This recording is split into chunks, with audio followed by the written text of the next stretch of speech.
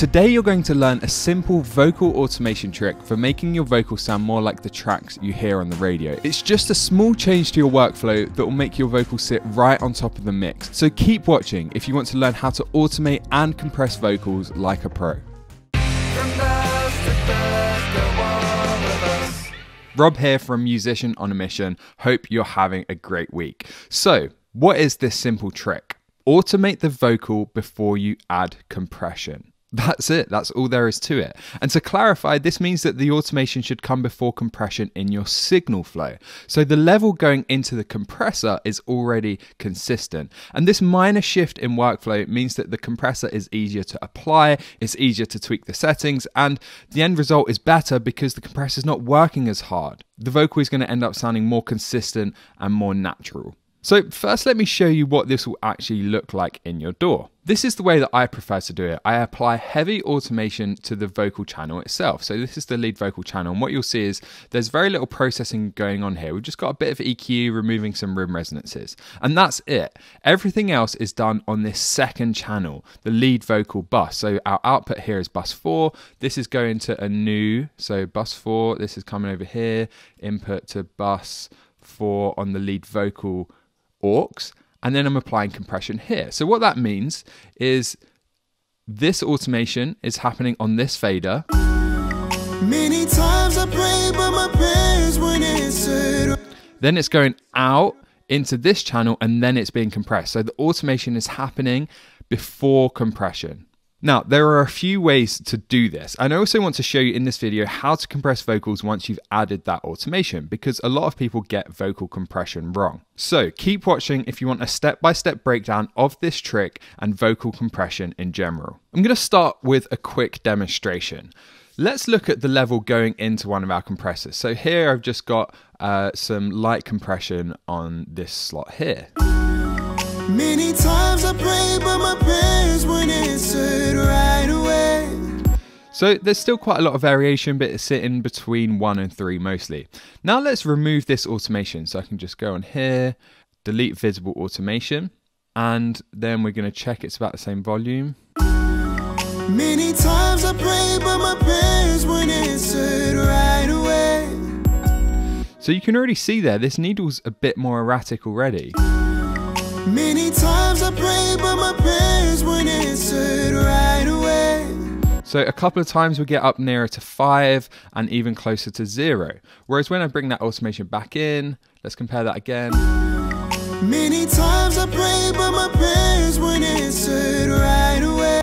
So it's still dancing around, but it doesn't get quite as far and it doesn't go quite as close to 0. So we can see visually that the level going into the compressor isn't as erratic. So now when we're setting the input or the threshold, whatever the control is to apply the amount of gain reduction that you want, it's going to be much easier. But when you get a vocal that's going from a whisper 1 second to maybe a shout and it's really dramatically changing, you're going to struggle to set that because you set it for one verse and then suddenly the next verse or the next word even, we're applying too much or too little compression because it varies so much. Whereas with this, it's quite easy just to adjust that input until we're getting the desired amount of gain reduction. Okay, so how do you actually do this? Well, in any case, the first step is going to be automation. Now, what you can see I've done here is use volume automation. In Pro Tools, you can use clip gain automation if you want to keep it all on one channel. So then you can automate the gain of the actual audio region, and then you could add compression here because you're playing with the gain. But the easiest way is just to use volume automation, and then you can just send it to an aux like this where you add your compression and other processing.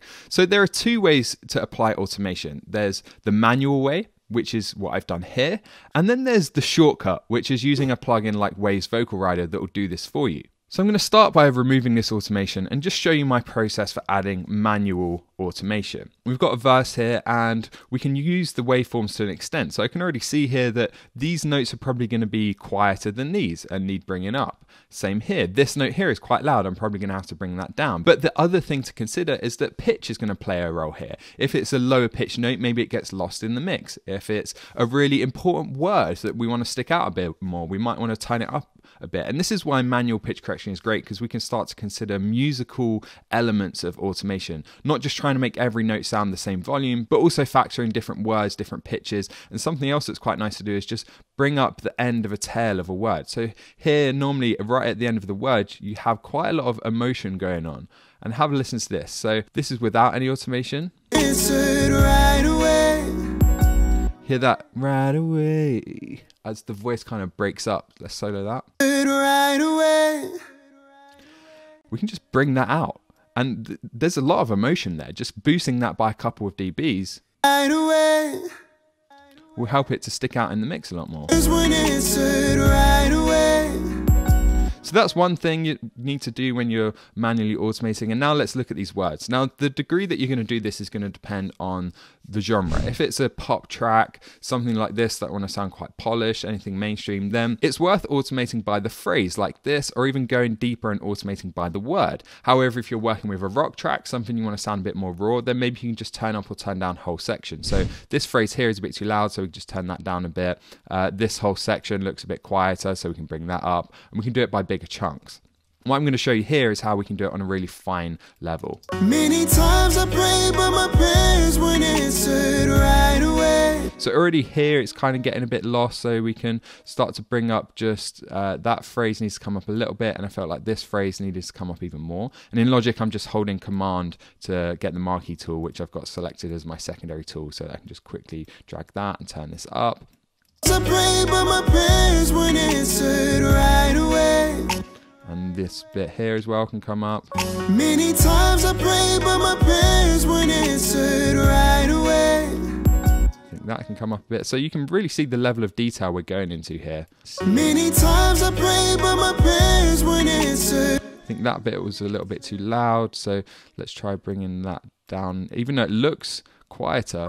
Many times I pray, but my prayers weren't answered right away. Okay, I'm starting to like how that sounds. We're coming in with a bit of a bang here, dropping it there, and it sounds a bit more consistent. So you can see the level of detail we're going into here. The upside is that your automation is going to be much more musical. However, this is going to take a lot of time. Even if you just do it by the phrase. So if I just took whole phrases like you saw and turn that up, there's a lot of phrases in this song. When I go through and automate by the word like this, that alone could take about an hour just automating the vocal. So if you're pushed for time, the second approach is to use a plugin like Waves Vocal Rider to do the automation for you. Because you know how it is, you get home from work, the kids are screaming, maybe you need to make dinner, but all you want to do is make music. But maybe you only have an hour today to spend on music and the clock is ticking. And that's why this plugin can be really useful if you're strapped for time. So let's start by loading it on the vocal. And there are a few steps here just to get this going and make sure we're using this plugin to the best of its ability. So we're going to use the vocal rider. So you can set up the sidechain on the instrument, but I find it works pretty well without that. We just want to adjust the target to be around the kind of around the peak of where the vocal's hitting on this meter, and then we can play around with the sensitivity a bit. Many times I pray, but my prayers weren't answered right away.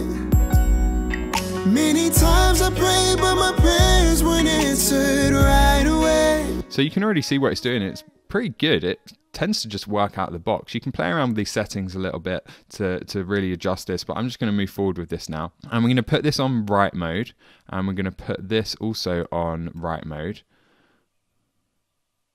And then many times I pray, but my prayers weren't answered right away. Pretty cool, right? So you can just hit play through the whole track, and now we can forget about this plugin. We can put this onto read, and we can put this onto read as well. And now, many times I pray, but what we can actually do is start to play around with this. So you just start off with this automatic automation, and then if we want to play around with it and boost the ends of this word and that kind of stuff, we can just do it. Many times I pray, but my prayers weren't answered right away. So that doesn't sound great, but just to show you there how this is kind of the best of both worlds. You start with the Waves Vocal Rider, that'll do the bulk of the work for you. And then you just go through, change any bits that sound off, boost any words or phrases that you want to be louder, play around with boosting the ends of words like this. And you kind of get the best of both worlds, fast and musical. So that's the automation part done. Now we need to move on to compression. And I'm just going to turn this off. And we're just going to trust the plugin now for the meantime. And we're going to move now to our lead vocal bus. So now I've removed all the compression. All we've got going on is some EQ here and here. Then we've also got some saturation, some de-essing, and finally just a bit of a gain trim at the end there to get it back down to a similar level. So let's start by loading a compressor. And we're just going to use the stock Logic compressor here. Now, when it comes to vocal compression, one of the key things you want to remember is that the compressor is going to change the sound of the vocal quite a lot. Now, in some genres, that might be desirable. If you're working with heavy rock music, for example, maybe you don't want to add any automation at all, and you just want to apply really heavy compression to get consistent levels, but also to get that quality of really aggressive compression. But in a track like this, mainstream pop, anything that you want to sound a bit more polished, combining automation with compression is the only way to get that level of dynamic consistency that we're used to hearing on the radio. So with all of that in mind, I do have some recommended starting settings that I'm going to talk you through now. And I also recommend you download the free cheat sheet. There's a link in the description below, and then you can come back to these starting settings next time you're doing a mix. Okay, let's start by turning off auto gain because we want to adjust that manually. I'm going to leave the release on auto. We're going to change the attack time to about 10 milliseconds. We're going to leave the ratio at around 2:1, and we're going to leave the knee somewhere around halfway.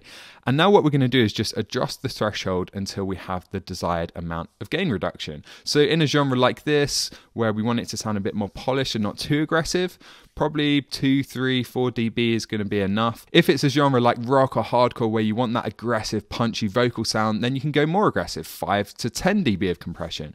But all we need to do now is adjust the threshold until we're happy with the amount of compression. And you can even do this with your eyes shut. Try not to rely on this gain meter too much. Just keep going until it sounds too aggressive.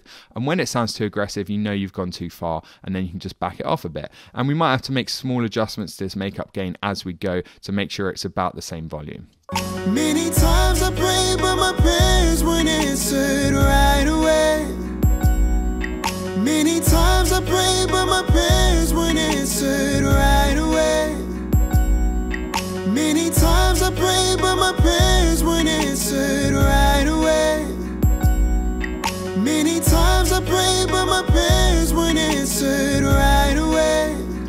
So that sounds about right to me. I ended up going a bit heavier than I thought, but again, I had my eyes shut. It's just kind of what sounded good, so don't rely on this too much, but you can use it as a guide. If you're struggling to hear, then you know above -5 is probably going to be pop, mainstream, that kind of stuff, and below -5 is going to be more like rock and hardcore music. And now we can just play around with the attack and the release time.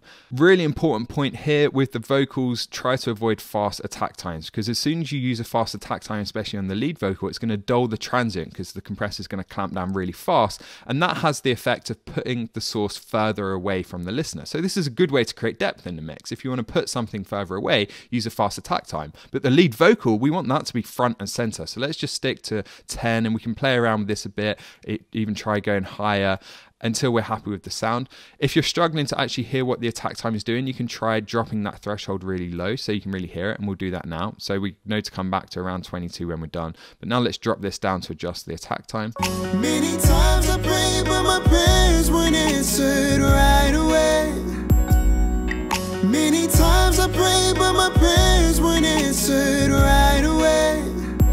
So you can hear there with a slow attack, it's quite aggressive. Whereas with a fast attack time, it sounds a bit thick and a bit dulled. So we want to go somewhere in the middle. Many times I prayed, but my prayers weren't answered right away. That sounds good to me. And now we can go back to that threshold that we had. Many times I prayed, but my prayers weren't answered. Match the volume. Many times I prayed, but my prayers weren't answered right away. Many times I prayed, but my prayers weren't answered right away. Many times I prayed, but my prayers weren't answered right away.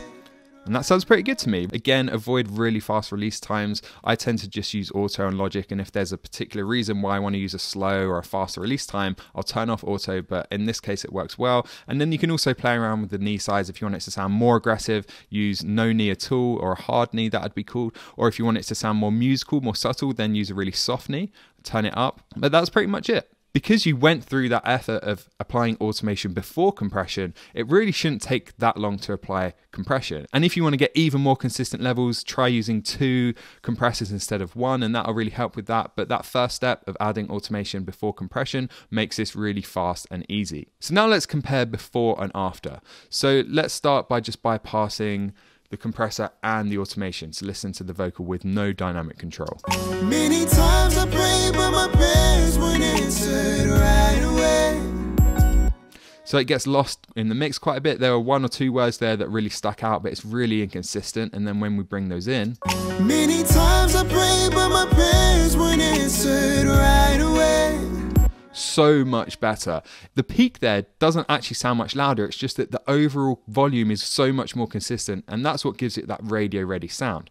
It still needs a bit of work. There was a word there that really stuck out, and we would need to play around with this automation there, and that's where you're going to spend more of your time is on the automation than the compression. But just make sure this comes first in your signal chain. So there you go, a simple vocal compression trick that will make it so much easier to apply compression, and the end result is going to be way more professional. But of course, there's so much more that goes into mixing the vocal than just compression. And even compression itself, we could go a lot deeper into using multiple compressors, different settings, that kind of stuff. So I put together a free cheat sheet, and that's going to help you to make sure the vocals sound great every single time. And you can use that as a reference point when you're mixing to get those go-to settings and loads of other tips and tricks. It's completely free. There's a link in the description below or a link on screen now. Once you've done that, leave a comment below and let me know. Do you use vocal automation, or do you rely solely on compression? Let me know which one you tend to lean towards, and share your experience with everyone else. Do you have any tips for using automation, or have you tried this trick before in the past? Okay, that's all from me. I'll see you same place, same time next week, and as ever, create regardless.